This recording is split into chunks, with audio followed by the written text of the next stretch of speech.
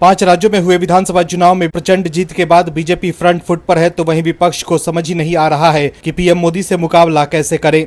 विपक्ष के नेता हर दांवपेच आजमा कर देख चुके हैं, लेकिन उनकी दाल नहीं गल रही है। राहुल गांधी को लॉन्च करने के लिए कांग्रेस के सभी नेता काफी मेहनत कर रहे हैं, लेकिन हर बार राहुल गांधी की लॉन्चिंग फेल हो जा रही है। अब तो फेल शब्द भी शर्मा गया होगा, क्योंकि आजादी के बाद से अब तक शायद ही कोई नेता भारतीय राजनीति में इतनी बार फेल हुआ होगा। लेकिन फिर भी कांग्रेस राहुल पर ही दांव लगा रही है।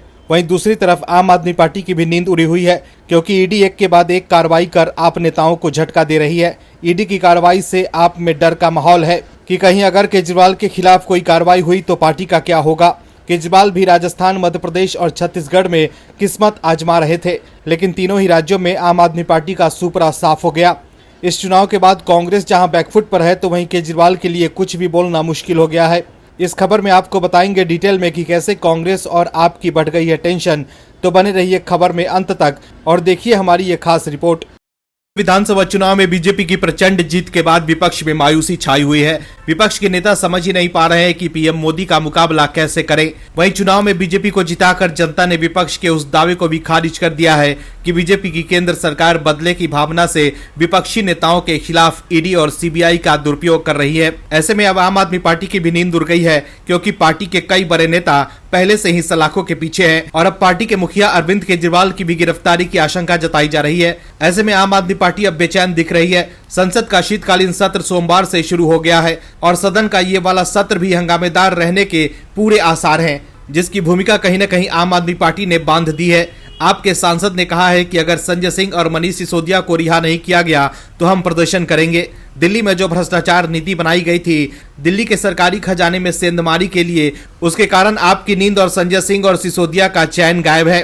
कोर्ट घूमते संजय सिंह और सिसोदिया दोनों को ही कोर्ट से राहत नहीं मिल रही है। तो सिसोदिया और संजय सिंह के लिए आप कहती थी कि वो कट्टर ईमानदार हैं, वो आप सिसोदिया और संजय सिंह के बेगुनाही के सबूत पेश नहीं कर पा रहे हैं। दरअसल संसद के शीतकालीन सत्र का आगाज हो चुका है। सत्र के शुरू होने के साथ ही आम आदमी पार्टी ने अपना इरादा साफ कर दिया है। आम आदमी पार्टी के सांसद सुशील गुप्ता ने कहा है कि संसद में हम मांग उठाएंगे कि संजय सिंह और मनीष सिसोदिया को रिहा किया जाए, वरना हम प्रदर्शन करेंगे। आम आदमी पार्टी के राज्यसभा सांसद संजय सिंह और केजरीवाल के करीबी मनीष सिसोदिया दिल्ली के कथित आबकारी नीति घोटाले में आरोपी हैं और अभी जेल की हवा खा रहे हैं। आम आदमी पार्टी शुरू से ही आरोप लगाती रही है कि केंद्र सरकार जांच एजेंसियों का गलत इस्तेमाल करती आई है। आम आदमी पार्टी के सभी नेता दिल्ली में किसी भी तरह के शराब घोटाले और उसमें पार्टी के नेताओं के शामिल होने के आरोप से इनकार करते रहे हैं। शराब घोटाले की जांच सीबीआई और ईडी दोनों ही एजेंसियां कर रही है। आपके लोगों की हकीकत यह है कि वो लगातार झूठ की खेती कर रही है और लगातार राजनीति कर रही है, लेकिन ऐसी राजनीति ज्यादा दिनों तक नहीं चलती है। हिंदी पट्टी की 3 बड़े राज्यों में बीजेपी की प्रचंड जीत से आपको डर सता रहा है कि अब केंद्र सरकार भ्रष्टाचार के खिलाफ कार्रवाई और तेज कर सकती है। ऐसे में आम आदमी पार्टी अब धरना प्रदर्शन की बात कर रही है। कांग्रेस ने तमाम बड़े बड़े वादे किए चुनाव जीतने के लिए, लेकिन जनता ने उन्हें साफ कह दिया कि अभी आपके लिए दिल्ली दूर है। कांग्रेस का घमंड, अति आत्मविश्वास और चिंतन न करना कांग्रेस को इस चुनावों में पलीता लगा गया। पीएम मोदी के बड़े राजनीतिक कद के आगे पूरी की पूरी कांग्रेस ही बौनी सी लगी। इन चुनावों में चाहे वह मुद्दों की राजनीति हो या फिर रैलियां करने की बात हो, पीएम मोदी कांग्रेस के सामने 20 ही साबित हुए। तो वहीं कांग्रेस आपसी खींचतान में उलझी रही। कांग्रेस के वरिष्ठ युवा 53 वर्षीय सांसद राहुल गांधी को लॉन्च करने की एक और नाकाम कोशिश खत्म हो गई, जिसमें कांग्रेस को निराशा ही हाथ लगी है। लेकिन चरण वंदना में व्यस्त कांग्रेस के नेता कुछ कह नहीं पाते हैं। राहुल गांधी को लॉन्च करने की कोशिश में कांग्रेस का फ्यूज लगातार खत्म हो रहा है, जिसकी वजह से न कांग्रेस ही लॉन्च हो पा रही है सरकारों में, न राहुल बाबा ही कुछ कमाल कर पा रहे हैं। राहुल गांधी को लगता है कि कांग्रेस के सीईओ हैं, भले ही प्रेसिडेंट कोई भी हो, तभी तो शायद उन्हें कोई फर्क नहीं पड़ता है। राहुल गांधी राजनीति करते करते थक भी बहुत जाते हैं, तो जैसे ही चुनाव खत्म होते हैं राहुल विदेश जाने की तैयारी करने लगते हैं, भले ही कांग्रेस कितनी भी मुश्किल में क्यों ना हो। आत्मचिंतन करने के लिए उन्होंने नेता रखे ही हैं, तो साहब निकल पड़ते हैं विदेश में।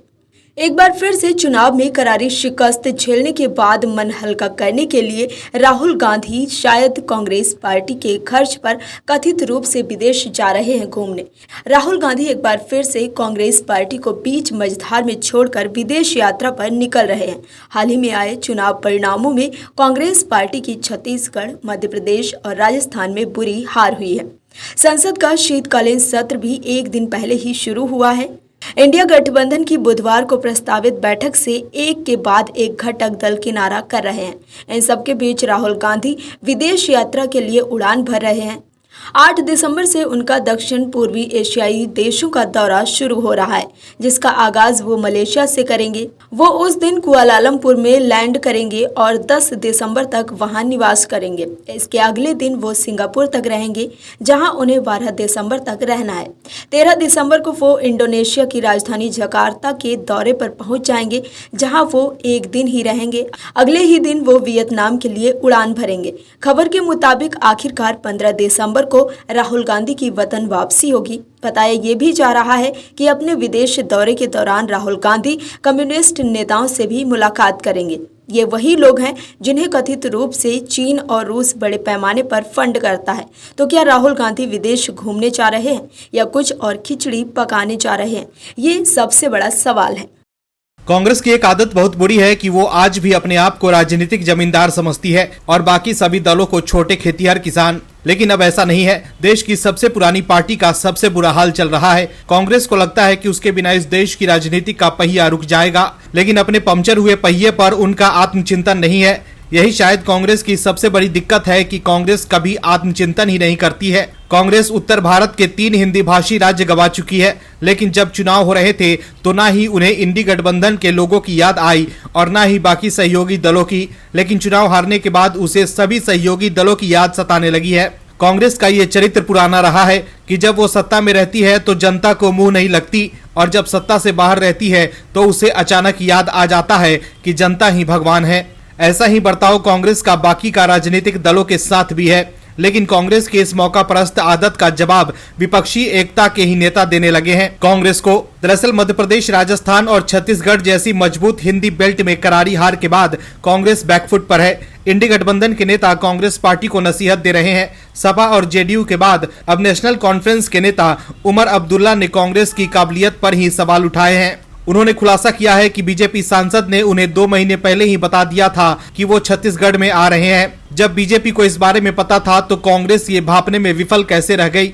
उमर अब्दुल्ला ने कांग्रेस पार्टी को छत्तीसगढ़, मध्य प्रदेश और राजस्थान में हालिया चुनावी असफलताओं के पीछे के कारणों का आत्मनिरीक्षण और विश्लेषण करने की सलाह दी है।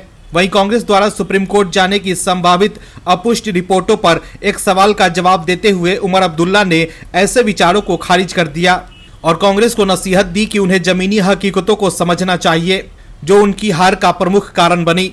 मीडिया से बात करते हुए उमर अब्दुल्ला ने कहा कि चुनाव ऐसे ही होते हैं, अगर आप कुछ जीतते हैं तो कुछ हारते हैं। आप केवल उन चुनाव से संतुष्ट नहीं हो सकते जो आप जीतते हैं, आपको हार स्वीकार करने के लिए भी तैयार रहना चाहिए।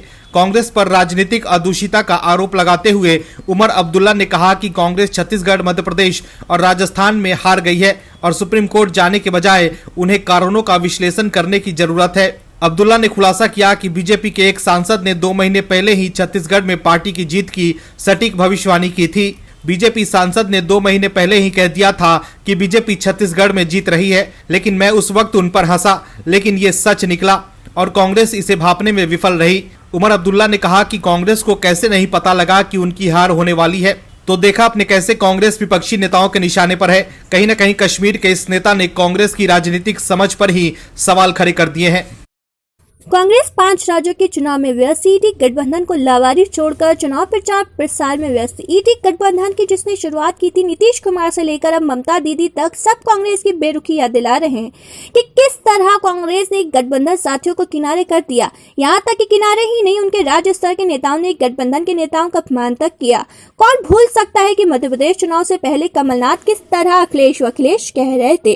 कांग्रेस को उम्मीद थी कि मुख्य 4 राज्यों में से 3 राज्यों में तो चुनाव जीत ही जाएंगे, लेकिन ऐसा न हो सका। कांग्रेस का अति आत्मविश्वास और अति घमंड कांग्रेस को ले डूबा। जैसे ही पारिवारिक पार्टी चुनाव हारी, उनको तुरंत ईडी गठबंधन की याद आ गई और बैठक बुलाने के लिए कांग्रेस बेचैन हो गई। लेकिन इस बार गठबंधन के नेताओं ने कांग्रेस को आईना दिखा दिया और गठबंधन की बैठक से किनारा कर लिया। विधानसभा चुनाव में करारी हार के बाद कांग्रेस की मुश्किलें बढ़ गई हैं। विपक्षी दल अब कांग्रेस को आंख दिखा रही है और कांग्रेस कुछ नहीं कर पा रही है। लोकसभा चुनाव को लेकर होने वाली इंडिया गठबंधन की बैठक टल गई है। अगले साल होने वाले लोकसभा चुनाव को लेकर रणनीति बनाने के लिए इंडिया गठबंधन की नई दिल्ली में बुधवार को बैठक होने वाली थी। कांग्रेस की तरफ से इस बैठक को बुलाया गया था, जिसमें विपक्ष के बड़े नेता हिस्सा लेने वाले थे। हालांकि अब कई सारे नेताओं के इसमें शामिल नहीं होने की वजह से बैठक को टाल दिया गया है। दरअसल इंडी गठबंधन की ये बैठक ऐसे समय पर टाली गई है जब कांग्रेस को 5 राज्यों में हुए विधानसभा चुनाव में बुरी तरह हार झेलनी पड़ी है। तेलंगाना एकमात्र ऐसा राज्य है जहां कांग्रेस सरकार बनाने में सफल रही है। इसके अलावा हिंदी हार्टलैंड के राज्य राजस्थान, मध्य प्रदेश और छत्तीसगढ़ में कांग्रेस का सुपड़ा साफ हो गया है। ऐसे में यह भी कहा जा रहा है कि कहीं न कहीं इस बैठक के टलने के पीछे हाल ही में सामने आए चुनावी नतीजे भी हो सकते हैं। तमिलनाडु के मुख्यमंत्री M.K. स्टालिन ईडी गठबंधन की बैठक में हिस्सा लेने नई दिल्ली नहीं आए। इसकी वजह से ये तमिलनाडु अभी चक्रवाती तूफान मिचौक का सामना कर रहा है। वहीं बिहार के मुख्यमंत्री नीतीश कुमार को भी दिल्ली आना था, मगर तबियत ठीक न होने की वजह से वे विपक्ष के इस जमघट से दूर रहे। पश्चिम बंगाल सीएम ममता के घर में शादी का कार्यक्रम है, जिसकी वजह से वो भी बैठक में शामिल नहीं हो। अखिलेश यादव भी बैठक में हिस्सा लेने नहीं आ रहे। झारखंड के मुख्यमंत्री हेमंत सोरेन भी बैठक में शामिल होने के लिए तैयार नहीं हुए। कुल मिलाकर देखें तो विधानसभा चुनाव में हार के बाद विपक्ष में कांग्रेस की स्थिति कमजोर दिख रही है। विपक्षी दलों ने बता दिया कि गठबंधन में उनकी जिम्मेदारी नहीं चलेगी। और भी वीडियोस देखने के लिए चैनल को सब्सक्राइब करें और बेल आइकन को दबाएं।